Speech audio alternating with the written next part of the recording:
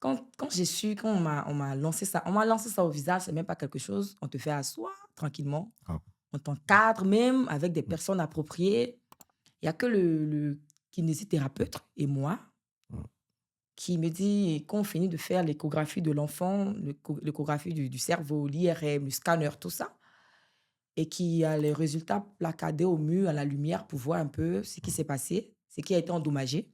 Et on voit dans le cerveau de l'enfant, on voit dans le corps, le squelette de l'enfant, les parties qui ont été endommagées. Et il me dit là, à l'instant là, que ah, écoutez, madame, c'est ça, c'est grillé, donc l'enfant ne sera pas pareil comme les autres. Donc, c'est ça, quoi, il y a rien à faire et on verra ce qu'on fera par la suite.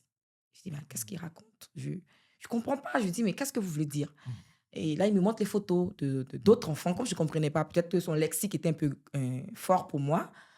Donc, il me montre les photos, il me montre un peu comment mon enfant pourrait devenir. Voilà, telle anomalie et c'est là que je me rends compte que j'aurai un enfant IMC. Là, je sors de l'hôpital, j'ai tout fermé, j'ai laissé même l'enfant dans sa main. J'ai ah, couru dehors, ah, j'ai pleuré toutes les larmes de mon corps, toute la force que Dieu m'a donnée là. J'ai crié comme je pouvais. Les vigiles de l'hôpital sont venus m'attraper. «Madame, non, c'est pas la fin du monde, ça va aller», tout ça. Là, j'appelle ma mère, elle me dit: «Prends l'enfant et rentre à la maison. On va voir ça ici, prends l'enfant, rentre à la maison». C'est comme ça que, pêle-mêle, je suis rentrée à la maison et puis bon, mmh. nous tous, on s'est acquérés de la nouvelle.